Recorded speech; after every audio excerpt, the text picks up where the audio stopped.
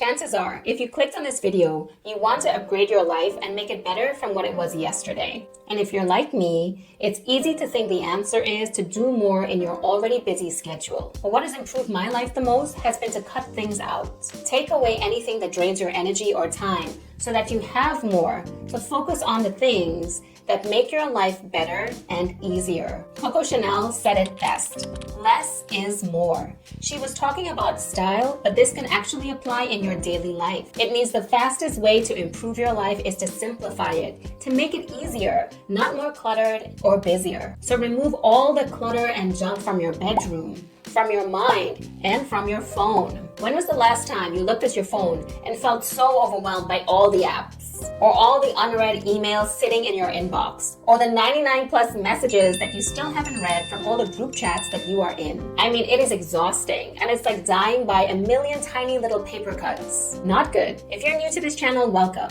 I'm Mel. I'm a teacher and a life coach, and for the last 10 years, I've been helping people to focus so that they can learn better. And in today's video, I'm going to share with you 4 things that I quit in my life to simplify it so that I can enjoy my life and so that you can enjoy yours too. Okay, so the first thing that I quit was being too available. I had to stop being this little cat that chased after every bright light.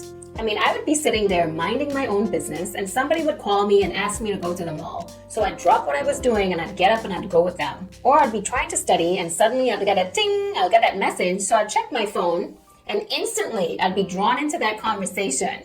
Being too available distracts you from being present in your own life. It takes away the limited time that you have in your already busy schedule, which just leaves us rushing to get things done. The lesson here is to treat yourself like a bank. The bank has opening hours in which they see everybody. So think of this like the people that you see in your daily life, at the supermarket, at work, at home. And the bank also has these special times. These are the times that they see VIP customers. So this could be time that you see people closest to you, like your family, your loved ones, your friends, or your partner. And then there's times the bank is open, but they're no longer seeing customers. This could be like when you're at home or at work, you're there physically, but you are purposely doing intentional quiet work. And you let other people know not to disturb you. So you can block off maybe 45 minutes to an hour and a half of do not disturb time where you get the things that are most important to you done. So here's a question for you. How much longer are you going to avoid doing the things that really matter to you because you're more comfortable putting other people's needs before your own? Think about it. This fear of FOMO, fear of missing out, is stopping you from doing this next thing. And this next thing will allow you to be less available so you have more time to do what you need to do.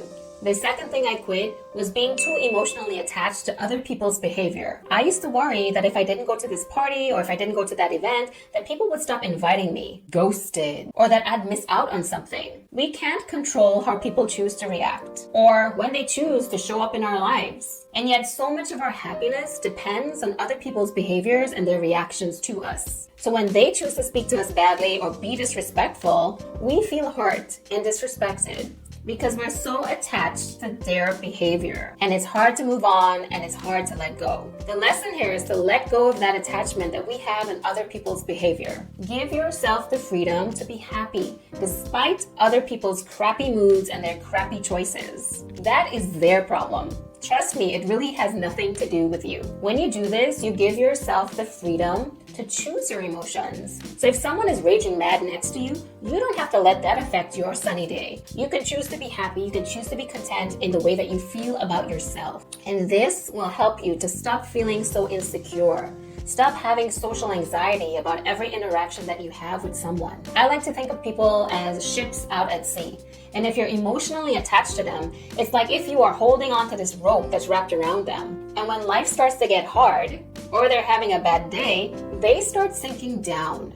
And if you don't let go of that attachment that you have to them, they're just going to sink you down with them. So you have to let them go. And that, my friend, will simplify your life so much. Because now you can finally stop overthinking, is the problem me?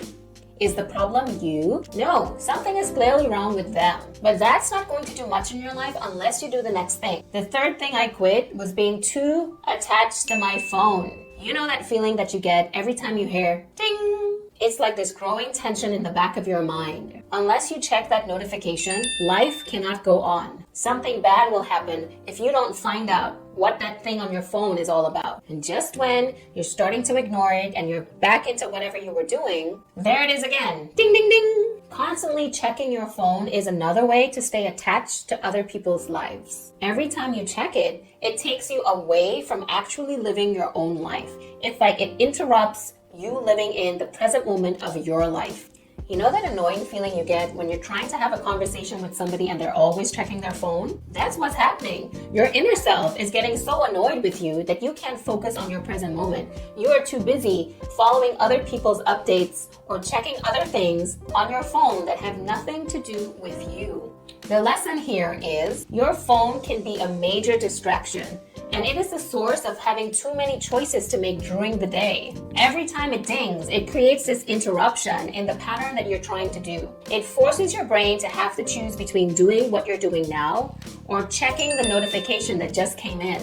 So try putting your phone on vibrate for a few hours a day, or just mute the notifications, and enjoy how much simpler your life will be when you stop feeling the need to check in on the latest events or what someone else is doing or what might be happening outside of you. Enjoy how much easier life gets without this nagging pressure of needing to check your phone. It sounds so simple, but actually when you try to do it, it can be quite difficult because we have to start breaking the habit and the attachment that we've created to this device. And if you're able to do that, then you'll be able to do the next thing.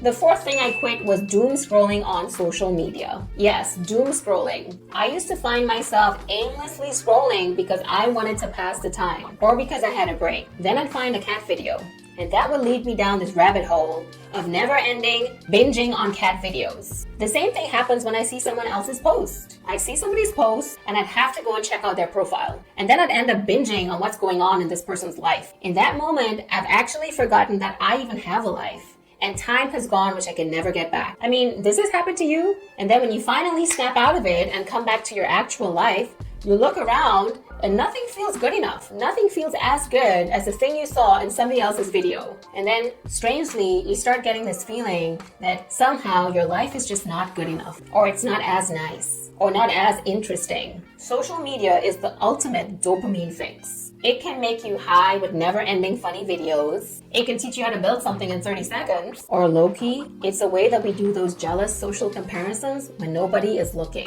What helped me was I actually started seeing social media as my own personal digital assistant. You can use it to fulfill a specific goal that matters to you in that moment.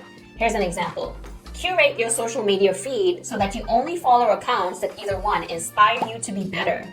2, motivate you to accomplish a goal that you really want for yourself, like getting fit, starting a business, studying better, whatever. 3, teaches you something in a way that helps you to learn it easier or quicker. And 4, express love. Go on there to say hello to somebody that you haven't seen in a while.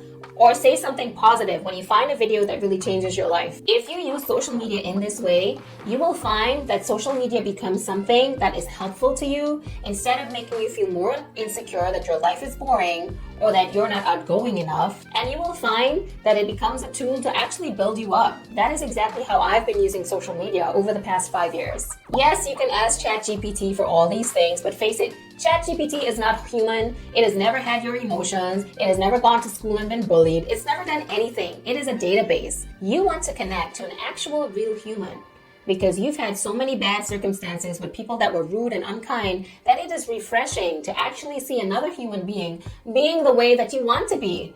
Kind, outgoing, friendly, just genuinely good. There are good people out there. You just have to find them. If you want to build discipline, you can even set a timer, 5 minutes, 10 minutes, to go onto social media and do the thing that you went on there to do. Get inspiration, be motivated, learn something, or send love. This will stop you from doom scrolling and secretly stalking people that do nothing but lower your self-esteem. Now, there are even more tips that I can share, and there are tons of advice out there, but these are the 4 incredibly helpful tips that I implemented in my own life, and it has made my life significantly simpler and easier. So try these out. If you've started other things to make your life easier, like cleaning your room, decluttering your mind, and those things still haven't helped, These are some of the things that keep us stuck, and we are super unconscious about it. So give it a try and let me know what results you have. Now check out this video over here.